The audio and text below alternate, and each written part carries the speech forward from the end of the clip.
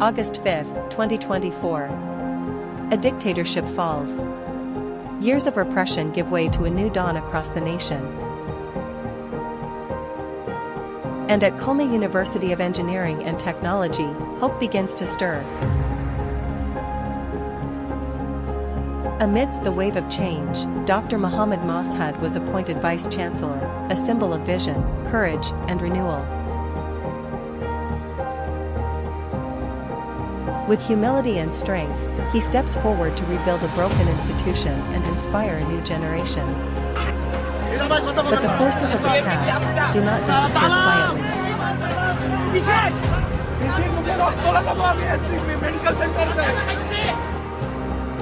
Hidden hands move to destabilize, divide, and destroy the spirit of reform. This is the untold story of loyalty, betrayal, and the struggle for KUET's soul.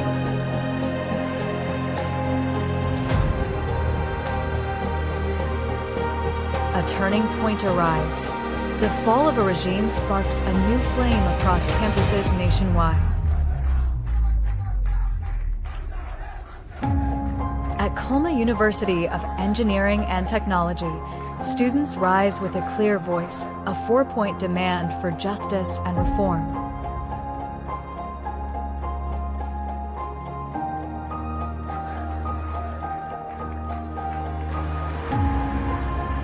At the heart of this protest stands one central call: the resignation of Vice Chancellor Mahir Ranjan Halder, seen as a symbol of the old, oppressive structure.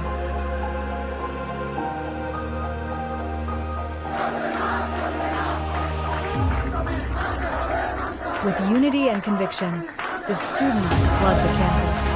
The movement gains momentum. The administration stands cornered. And then, the pressure breaks through. VC Mahir steps down. The demands are heard and answered.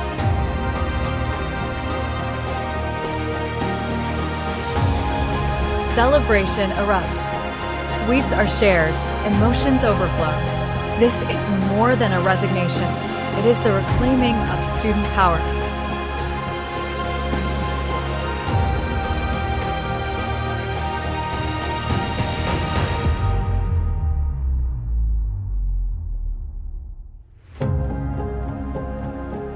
But in the glow of victory, shadows begin to form. A new group emerges from within, students who tasted influence and soon began to wield it. They take control of spaces, voices, and decisions. From protest to authority, a new dynamic begins to shape KUET's future.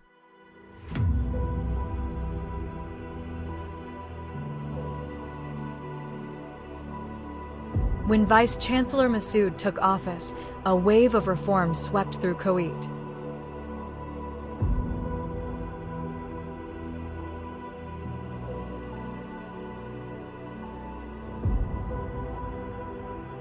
To begin the transformation, academic departments prepared lists of students committed to change, those who would help reshape the culture.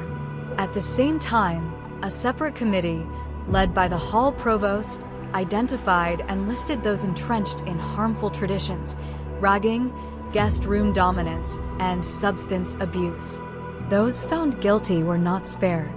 Banned from halls, suspended from academic activities, and disconnected from political networks, student politics lost its grip. Justice was swift, and the campus began to breathe again. Hope returned. KUET was no longer held hostage by fear or factions. A new era had truly begun. But Vice Chancellor Masud's reform didn't stop with students. He turned his focus to the faculty, especially those long entangled in political and financial corruption. Some had marched in rallies for the ruling party.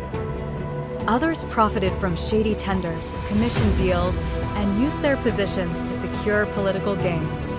Among them, former VCs Mahir Ranjan Halder and Alamgir, Pro-VC Sabhan Mia, Professors Shibendra Chandra Shekhar, Pinta Chandra Shil, ABM Mahiadan, and several administrative officers. Masud acted boldly. Some were fired. Others were suspended. Even more awaited judgment in the upcoming February 24th syndicate meeting. Masud was uncompromising. He wanted KUET free from partisan control, be it Awami League or BNP. In one stroke, he dismantled the old networks. Political teachers, particularly those linked to the ruling party, lost their power. Bitter and exposed, they turned against him. Even as he banned all forms of teacher politics, Masud faced a new kind of backlash. Teachers and staff, once loyal to Awami League, now branded him a tyrant. But Masud's only allegiance was to KUET and to integrity. For him, there were no party lines, only a mission to rebuild. But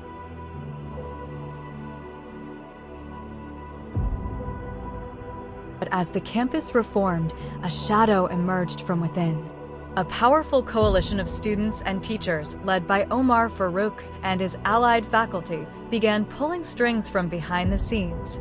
Though many had ties to BNP, they couldn't operate like Awami League-affiliated groups anymore. Their influence waned, and desperation grew. They struck with a calculated move, planting a hit piece in pro-Tom Allo, questioning VC Masud's integrity.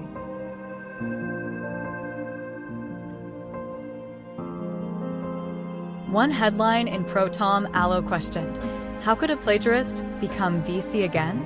The report was deliberate, politically charged. But their next act was even more audacious. The same group behind the smear now stood beside VC Masud, publicly defending him with great drama. But it wasn't loyalty, it was strategy. They sought proximity, not principle. Their goal was to become his inner circle, to gain influence.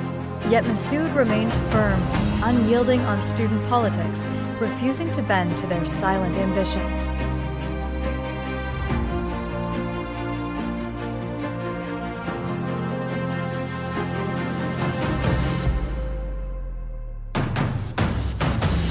Their grip grew tighter.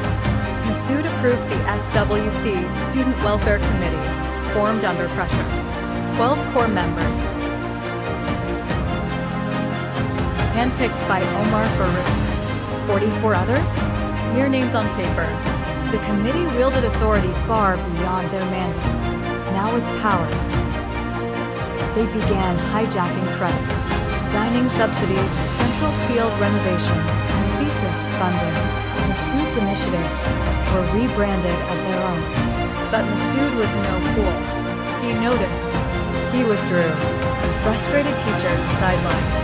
Mission starved, joined forces. BNP Jamat leaning, opportunistic.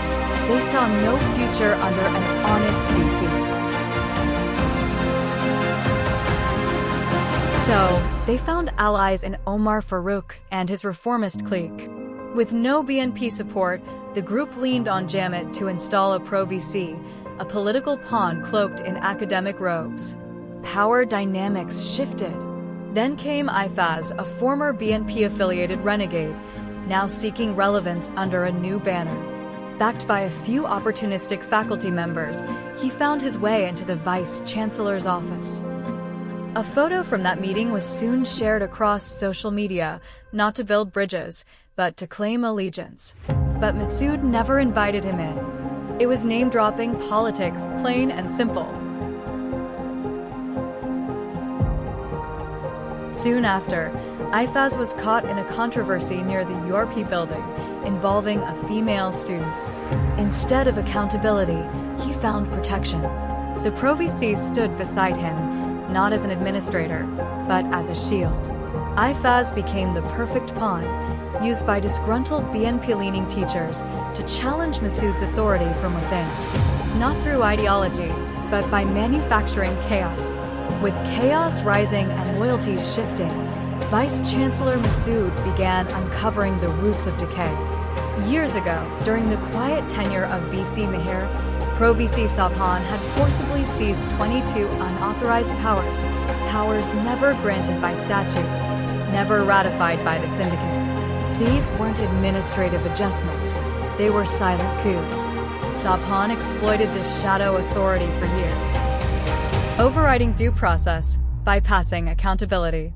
But when a new Pro-VC, Shariful Alam, inherited the seat, the abuse didn't stop. It intensified. Misusing the same illegal privileges, Shariful became a new front in the same old game. Backdoor politics under a bureaucratic mask. That was Masud's line in the sand. He moved decisively. The 22 powers were revoked, not as revenge, but as restoration of integrity, of structure, of law. Because on a campus where the rules had long bent to ambition, someone had to finally say, enough.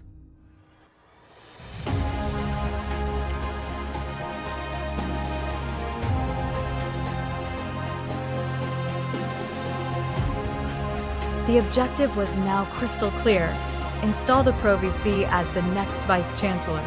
Efaz, moving like a shadow operator, began recruiting from the expelled ranks of the Chhatra League. Support us, and when the Pro-VC rises, your records will be wiped clean, he promised.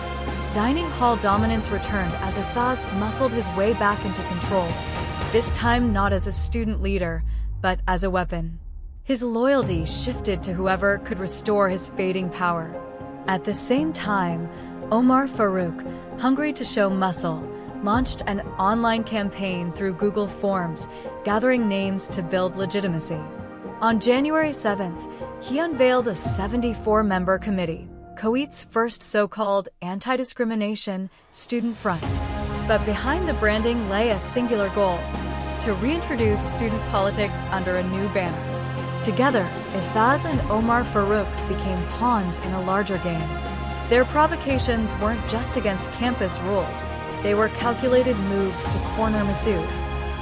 And when chaos broke out, they'd say, look, even Masud couldn't keep politics out. Under pressure from general students, Omar Faruq dissolved his so-called anti-discrimination committee, calling it a test case to gauge resistance. He claimed political neutrality, denied using Google Forms, and went as far as to say intelligence agencies helped select names, an outright fabrication. The truth? He and his aides, Obaidullah, Mujahid, and Mohan, pre-included names of politically aware students, forming a protest-ready force well before any announcement. With 74 names in hand, he stood ready to weaponize outrage if Efaz or others formed rival groups.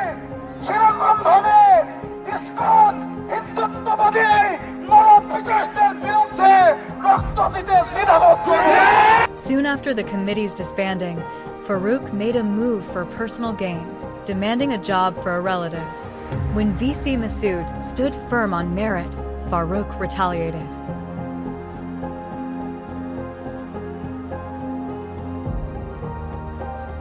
Smear pieces appeared in Kalbella and local tabloids, filled with baseless allegations of corruption. The same man who claimed to fight discrimination now manipulated media for leverage.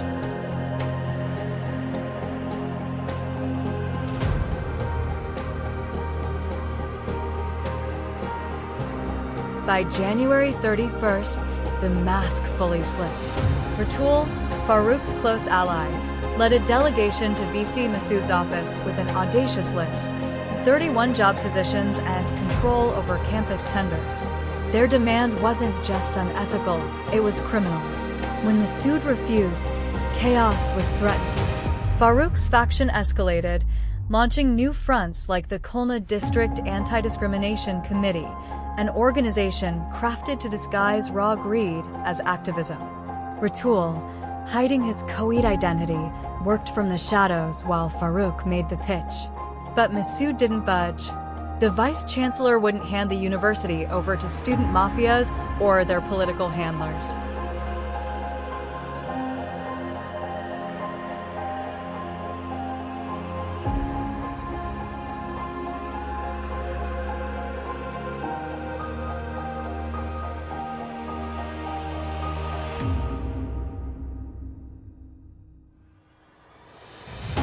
Mid-February marked a coordinated surge.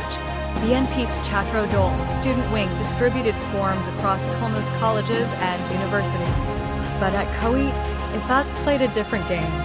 Offering food to unsuspecting students, he snapped photos mid-meal, then vanished. Soon, those images were selectively leaked. Though distribution happened across Khulna, only KUET photos were circulated. A a calculated move by Efaz to provoke unrest among general students, suggesting KUET alone had turned political. But he wasn't working alone.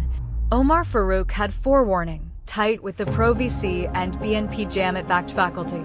He had already pre-selected 74 politically aware students. Using Mohin as his conduit, Faruq stoked confusion and outrage. What followed wasn't student-led activism. It was a well-scripted act.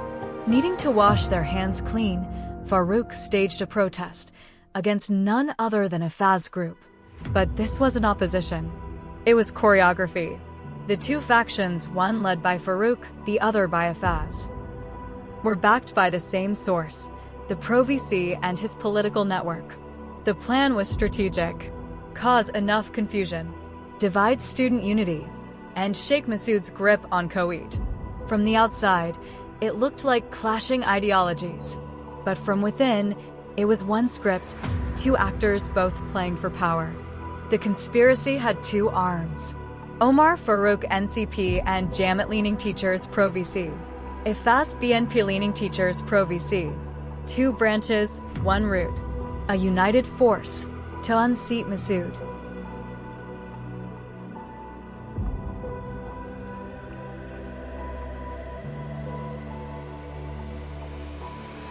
Omar Faruq stood outside the academic building, waiting.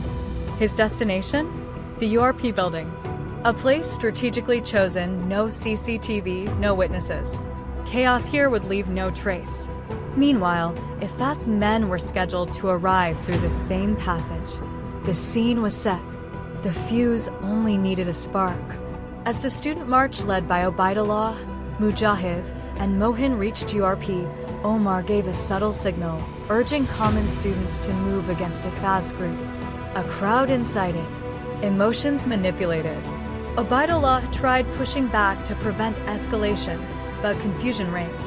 To escalate the tension, Mohin, following the plan, hurled a chair.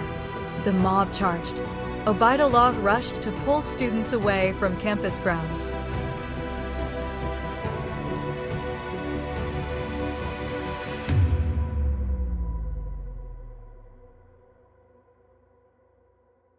Unseen to most, Efaz had positioned his hired goons outside the pocket gate. Backed by local political thugs and rented muscle from BNP affiliates, they struck when the crowd arrived.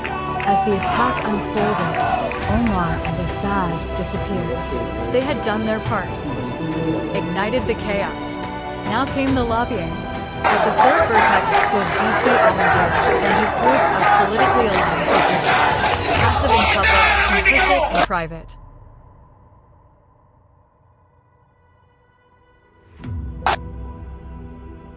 Mohin and Masud Rabbi channeled student rage. They directed them to the main and pocket gates, right where Omar wanted them.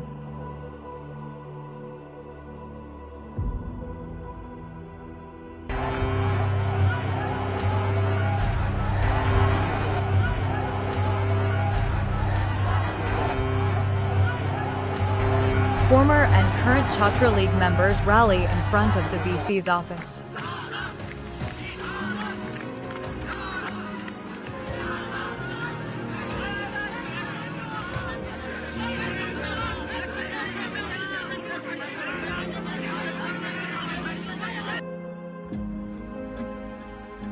Pro-VC at Satkira Bakery, whispering into a phone. "I'm here. Why aren't your men showing up?" The pro-VC had personally helped Efaz bring in hired muscle. Appointed through Jamat connections, he disappeared once the play was over. Masud Sir had visited the conflict zones 3 times.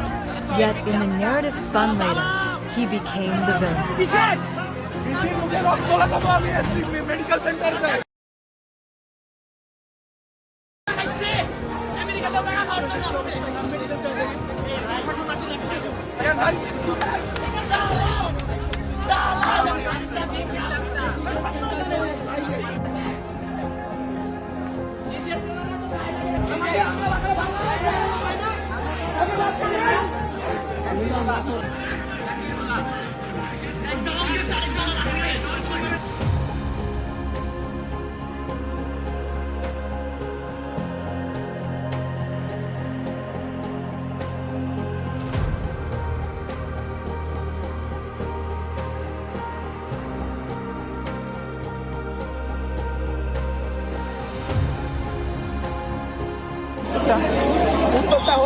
আমাদের এখানে VC যদি না করে আমি কি অস্ত্র নিয়ে তোমার ক্যাম্পাসে ঢুকতে পারবো?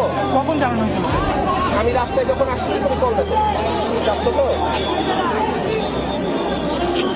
VC call. Keep protection at the gates.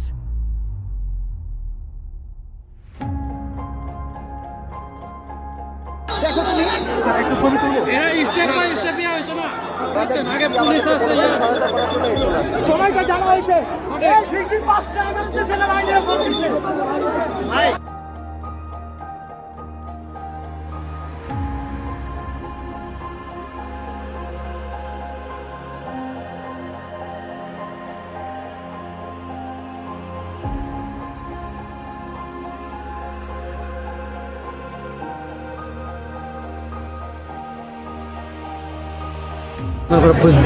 যেমন প্রথমে ছিল আমাদের ছাত্রদের যেন সমস্যাটা না বাড়ে, আমরা চেষ্টা করছি বহিরাগত বা বাইরে থেকে কেউ যেন এইখানে রিইনফোর্স করতে না পারে।